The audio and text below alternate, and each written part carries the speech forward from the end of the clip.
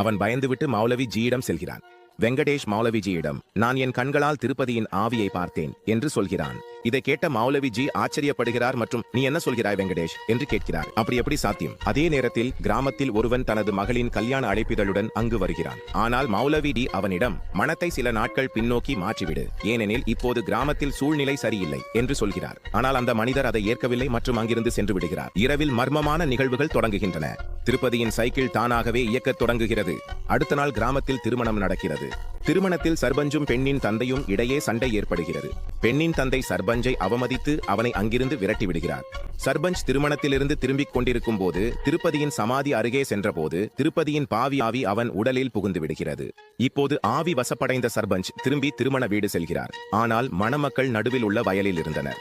அவர் டிராக்டரை எடுத்துக்கொண்டு நேராக அவர்கள் மேல் ஏற்றி விடுகிறார். பிறகு அவர் மணமகளை பாலியல் வன்கொடுமை செய்து அவளது வாயில் மக்காச்சோளத்தை விட்டு கொலை செய்து வயலில் தீ வைக்கிறார். காலை விடியும் போது இந்த விஷயம் வீட்டார்களுக்கு தெரிந்ததும் அவர்கள் கொலை குற்றச்சாட்டில் சர்பஞ்சையும் பண்டிதரையும் பிடிக்கிறார்கள். அடுத்த பகுதியை காண சப்ஸ்கிரைப் செய்து கருத்து தெரிவியுங்கள்.